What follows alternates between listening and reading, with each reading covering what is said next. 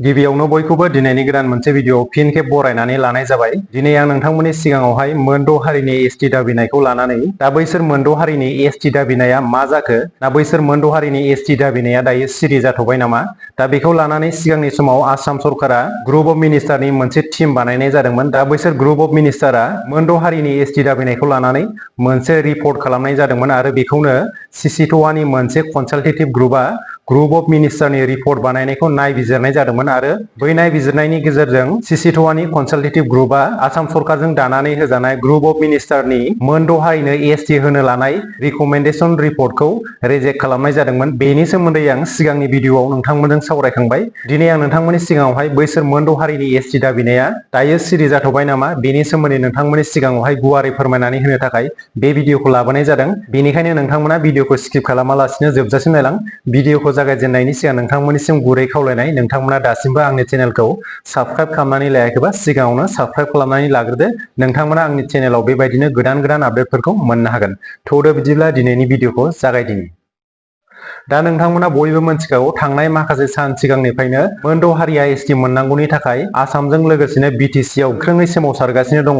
दा बेखौनो लानानै आसामाव थाखानाय एक्जिस्टिं ट्राइबेलफोरा बैसोर मोनद' हारिफोरा गोदानै एसटि मोननांगौनि हेंथायै गोबां हेंथा सोमावसारनायखौबो लादोंमोन। मानि थाखाय एक्जिस्टिं ट्राइबेलफोरा हेंथा सोमावसारनायखौ लानो गोनां जादोंमोन होननानै बुङोब्ला जों बयबो मिथिखागौ, गोदानै बैसोर मोनद' हारिया थारैनो एसटिखौ मोनमारोब्ला जोंनि थाखानाय एक्जिस्टिं एसटिफोरा मोनबो बिथिङावनो जौगासारनो हानाय नङा। साख्रि बाख्रियानो जा, फरायनायावनो जा, फारफ्रोमबो बिथिंनिफ्राय जों गादबनानै दोनजागोन। मानो होननानै बुङोब्ला बैसोर मोनद' हारिफोरा रांखान्थियावनो जा, सोलोंथायावनो जा, मोनफ्रोमबो बिथिङावनो जौगासारखानाय। दा बेबायदि जौगासारखानाय हारिफोरा थारैनो एसटिखौ मोनमारोब्ला जोंनि आसामनि एक्जिस्टिं एसटिफोरा मोनबो बिथिङावनो जौगासार जानो हानाय नङा।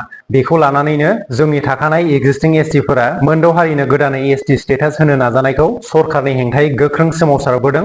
दा जों बे मोनसे बाथ्राखौ मख'नो हायोदि बैसोर मोनद' जौगानाय आरो गोबां सुबुं अनजिमा थानाय हारिनो गोदानै एसटि होनो थाखाय जोंनि बर'निनो पलिटिकेल पार्टी BPF पार्टीआ NOC हरनायजों लोगोसेनो मोनफ्रोमबो रिजनेल आरो नेशनेल पलिटिकेल पार्टीफोरा सापर्ट दंजोबखायो। दा बेवहाय जों बे मोनसे बाथ्राखौ मख'नो हायो, जोंनि भारतनि संबिजिराव जायनि सुबुं सानखोआ बांसिन आरो बांसिन सुबुं सानखोआ जा खामानिखौ जानांगौ होननानै बुङो बेनि जानो हानायनि प्रबेबिलिटिया बांसिन। मानो होननानै बुङोब्ला बैसोर मोनद' हारिनो एसटि होनो थाखाय फारफ्रोमबो बिथिंनिफ्रायनो सापर्ट दंजोबो। दा जोंनि आसामाव एक्जिस्टिं एसटिफोरा 40निफ्राय 50 लाखनि गेजेराव दं, नाथाय बैसोर मोनद' हारिनि पपुलेसना 2 कौटिफ्राम दङ। होनब्ला साननानै नायदो, एक्जिस्टिं एसटिनि सायावहाय बैसोरनि 2 कौटिफ्राम पपुलेसनखौ जाबसिनना होयोब्ला जोंनि एक्जिस्टिं एसटिफोरनि थासारिया मा जागोन बेखौ सानोब्ला गिखांनाय मोनो। दा जोंनि गोबां पलिटिकेल दैदेनगिरिफोरा गाव गावनि पलिटिकेल लाबालाबनि थाखाय बैसोर मोनद' हारिनो एसटि होनायनि सायाव फंसेबो हेंथा बाथ्रा बुंनायखौ नुनो मोनाखै। दा बेखौ लानानै थांनाय माखासे सान सिगां BTC आव गोबां दुंहाव थासारिबो जानानै थांबाय। BTC आव ट्राइबेल फरायसाफोरा BPF सरकारनि NOC हरनायखौ उइथड्र खालामनानै लाफिननांगौनि दाबिजों सरकारनि हेंथायै गोख्रों सोमावसारदों। बेखौ लानानैनो BTC सेक्रेटारियेटआवबो गोबां दुंहाव थासारिया जानानै थांबाय। दा बैसोर मोनद' हारिनि एसटि दाबिनाया मा थासारियाव दं आरो आसाम सरकारजों दानानै होजानाय ग्रुप अफ मिनिस्टारनि रिपर्टखौ CCTOA कनसालटेटिभ ग्रुपआ नायबिजिरनायनि गेजेरजों रिजेक्ट खालामनायखौ लानानै आदित्य खाख्लारि बिथाङा मा बाथ्रा बुंदों बेनि ससे भिडिअ क्लिपखौ खोनासंदो। बेखौथ' गभर्नमेन्टआ नाजागासिनो आरो जों होबथागासिनो, जों होबथाबाय थालांगोन। प्रयोजन जायोब्ला जों डेम'क्रेटिक मास मुभमेन्टहालागै थांगोन। आरो थेवब्लाबो जुदि बिथांमोना गोब्राबैनो मोनद' हारिखौ एसटि खालामोब्ला जोङो कर्टनि खाथिसिम जों थांनायनि थांखि लाखानानै दोनखादों। आरो दासिमबो जोङो होबथानो हाबोगासिनो।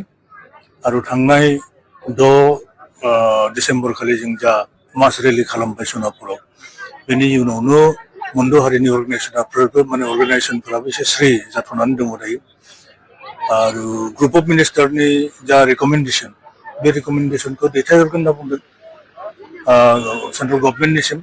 आरो जोंबो जोंनि जा एक्सपार्ट कमिटि जों दादोंमोन, कनसालटेटिभ ग्रुप दादोंमोन, बे ग्रुपनि रेकमेन्डेसनखौ नायनानै जोङो बेखौ स्ट्रेट राइट जों रिजेक्ट खालामदों। ग्रुप अफ मिनिस्टारनि जा रेकमेन्डेसन जों रिजेक्ट खालामदों। आरो गभर्नमेन्ट अफ इन्डियानोबो जोङो बेखौ हैगोन।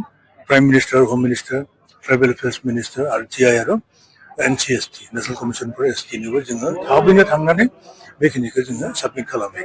दा नोंथांमोना बयबो खोनाखाबाय आदित्य खाख्लारि बिथाङा मा बाथ्रा बुंदों। ग्रुप अफ मिनिस्टारा मोनद' हारिनो एसटि होनो नागिरनाय रिकमेन्डेसन रिपर्टखौ सेन्ट्रेल गभर्नमेन्टनिसिम दैथायहरनो नागिरनायखौ मिथिनो मोननाय जादों। दा सेन्ट्रेल गभर्नमेन्टनिफ्राय मा रिजाल्ट ओंखारनानै फैयो बेखौ उननि समावसो मिथिसिगोन। नोंथांमोना बेनि सायावहाय मा सानो कमेन्ट सेक्सननि गेजेरजों फोरमायहरदो। दिनैनि भिडिअआ एसेनोसै, लोगो मोनफिनगोन गुबुन मोनसे भिडिअआवहाय। गोजोन्थों।